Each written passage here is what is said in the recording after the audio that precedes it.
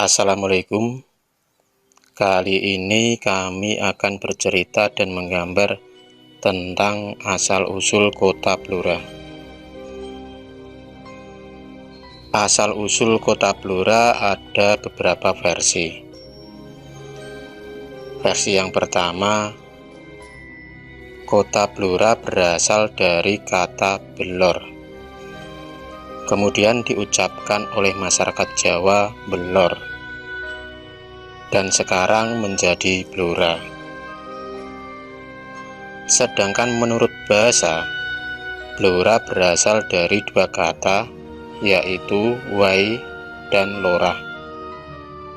Wai mempunyai arti air dan lorah berarti tanah atau jurang. Perkembangan zaman membuat wai lorah berganti nama menjadi Bailorah, dan terakhir menjadi Blora. Pada zaman dahulu, Blora merupakan bagian dari pemerintahan Kadipaten Jipang di bawah pemerintahan Demak pada abad ke-16. Pada saat itu, Adipati Jipang di bawah pimpinan Aryo Penangsang atau dikenal Aryo Jipang. Tetapi setelah pemerintahan diwarisi oleh Hadiwijaya atau Joko Tingkir, kerajaan Jipang berpindah ke Pajang. Kawasan kekuasaan Jipang meliputi Lasem, Blora, Pati, dan Jipang. Namun kerajaan Pajang tidak berlangsung lama, karena kerajaan tersebut direbut oleh Mataram dan berpusat di kota gede Yogyakarta. Blora sendiri termasuk bagian dari wilayah Mataram bagian timur dan dikenal dengan Bangwetan. Pada masa pemerintahan Pakubuwono pertama, Blora diberikan kepada anaknya Pangeran Blitar. Kemudian pada masa Mataram dipimpin Amangkurat IV tahun 1717 sampai 1727 Masehi. Blora di bawah pemerintahan dari Amangkurat IV. Ketika kerajaan Mataram dipimpin oleh Pakubuwono II, terjadi pemberontakan oleh Mas Said beserta Mangkubumi, sehingga mereka mampu menguasai Sukawati, Demak, Grobogan, Yogyakarta, dan Blora. Kemudian Mangkubumi diangkat menjadi raja pada tanggal 1 Suro tahun 1675 oleh rakyatnya. Serta diangkat pula beberapa pejabat lain seperti Wilatikta sebagai Bupati Blora. Setelah itu terjadi perjanjian Giyanti pada tahun 1755 atau dikenal dengan palihan negari atas dasar perang Mangkubumi tersebut. Akhirnya perjanjian itu menyebutkan bahwa Mataram menjadi dua bagian, yaitu Kerajaan Yogyakarta di bawah pimpinan Sultan Hamengkubuwono pertama dan Kerajaan Surakarta di bawah pimpinan Pakubuwono pertama. Selain itu, Blora menjadi Kasunanan Surakarta di daerah Mancanegara Timur. Namun Bupati Wilatikta tidak setuju dan beliau akhirnya mundur dari jabatan itu.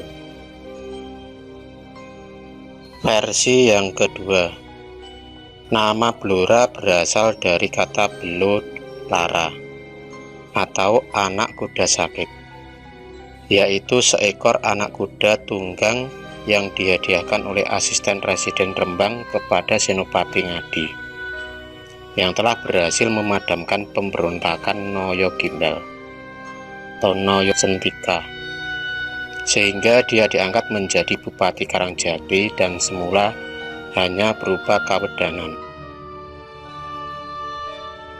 Tersebutlah di Kadipaten Bengir ada pemberontakan yang dipimpin oleh sisa-sisa laskar prajurit Diponegoro yang bernama Noyo Sentiko, yang oleh karena rambut panjangnya dan tidak terurus atau gimbal, maka dia kemudian dikenal dengan sebutan Noyo Gimbal. Sebagai cucu prajurit pribumi, sebagaimana halnya para leluhurnya, dalam jiwa Noyo Gimbal sudah tertanam rasa nasionalisme yang tinggi. Dia sangat anti penjajah beserta antek-anteknya, termasuk para bupati maupun wedana yang membantu Belanda. Noyo Gimbal beserta prajuritnya menyerang Kadipaten Bengir, yang termasuk dalam asisten Residen Rembang. Presiden Jepara Rembang sebagai pembantu pemerintahan Bengir adalah Tumenggung Karangjati bernama Ngadi, yang merupakan adik kandung Bupati Bengir. Wedana Ngadi orangnya lumpuh, akan tetapi sangat sakti. Atas serangan prajurit Noyo Gimbal, Kadipaten Bengir merasa kewalahan. Bahkan senopati perang Kadipaten Bengir yang bernama Begede Jedes gugur dalam pertempuran tersebut. Pertempuran yang menewaskan senopati Begede Jedes tersebut terjadi di Sawah Balung Gembung. Oleh para pengikutnya, jenazah Begede Jedes dimakamkan di Desa Jedes. Untuk memadamkan pemberontakan tersebut, akhirnya Bupati Bengir mendapat petunjuk gaib bahwa yang dapat mengalahkan Noyo Gimbal adalah adiknya sendiri, yaitu bernama Ngadi. Oleh karena itu, Bupati Bangir lalu memberitahukan hal itu kepada adiknya. Ngadi pun lalu maju ke medan perang dengan cara ditandu. Wedana Ngadi mempunyai pusaka ampuh berupa tombak dapur godong andong.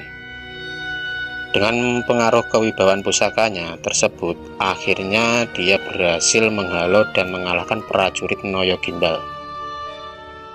Wedana Ngadi mendapat petunjuk gaib untuk menguburkan jenazah senopati sebelumnya, yaitu Begede Jedes di sebelah utara Jedes, di tempat yang tanahnya tinggi. Oleh karena makamnya berada di tanah yang tinggi, akhirnya Begede Jedes juga mendapatkan sebutan Sunan Pojok. Adapun Wedana Ngadi, oleh karena telah berjasa berhasil memadamkan pemberontakan Noyo Gimbal, atas izin asisten Residen Rembang, dia mendapatkan hadiah separuh wilayah Kadipaten Bengir, Sigar Semongko, dibagi dua sama rata. Bagian selatan, dan sekaligus dia diangkat menjadi bupati. Pada saat pelantikannya sebagai bupati, Ngadi ingin memberi nama kabupatennya, namun belum juga mendapatkan ide. Pada waktu pelantikan tersebut, dari asisten Residen Rembang, dia mendapatkan hadiah berupa seekor kuda tunggang. Yang masih muda tersebut jatuh sakit.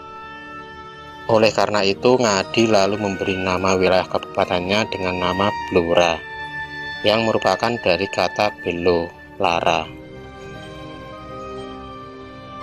Pemerintahan Bupati Ngadi sangat baik. Rakyat merasa nyaman dan tentram. Singkat cerita, Bupati Ngadi akhirnya meninggal dalam usia lanjut. Sebelum mangkat, beliau berpesan agar jika kelak meninggal agar dimakamkan di daerah utara, berbatasan dengan Kabupaten Bengir. Masyarakat Blora menyebut makam Bupati Ngadi dengan sebutan Ngadi Purwo. Berasal dari kata Ngadi, yaitu nama bupati yang dimakamkan, dan kata Purwo yang berarti pemula. Sebutan tersebut dimaksudkan untuk mengenang Bupati Ngadi sebagai pemula berdirinya Kabupaten Blora. Blora sebagai kabupaten. Sejak zaman Pajang sampai dengan zaman Mataram, Kabupaten Blora merupakan daerah penting bagi pemerintah pusat kerajaan. Hal ini karena Blora terkenal dengan hutan jatinya. Blora mulai berubah statusnya dari Apanek menjadi daerah kabupaten pada hari Kamis Kliwon, tanggal 2 Suro tahun 1675, atau tanggal 11 Desember 1749 Masehi, yang sampai sekarang dikenal dengan Hari Jadi Kabupaten Blora. Perjuangan rakyat Blora menentang penjajahan. Perlawanan rakyat Blora yang dipelopori petani muncul pada akhir abad ke-19 dan awal abad ke-20. Perlawanan petani ini tak lepas dari makin memburuknya kondisi sosial dan ekonomi penduduk pedesaan pada waktu itu. Pada tahun 1882, pajak kepala yang diterapkan oleh pemerintah penjajah sangat memberatkan bagi pemilik tanah atau petani.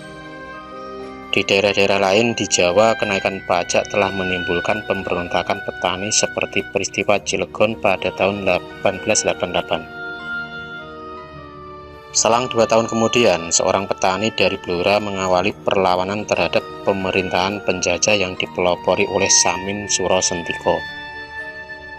Gerakan Samin sebagai gerakan petani anti kolonial lebih cenderung mempergunakan metode protes pasif, yaitu suatu gerakan yang tidak merupakan pemberontakan radikal bersenjata.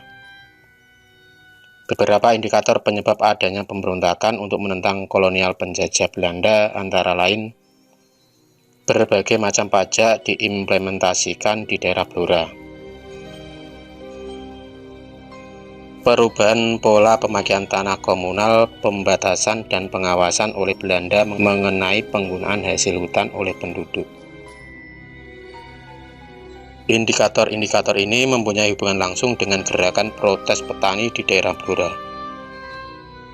Gerakan ini mempunyai corak milenarisme, yaitu gerakan yang menentang ketidakadilan dan mengharapkan zaman emas yang makmur. Itulah beberapa versi cerita asal-usul kota Blora. Terima kasih sudah menonton video cerita bergambar ini. Klik subscribe untuk terus berlangganan video-video cerita bergambar selanjutnya. Semangat berkarya!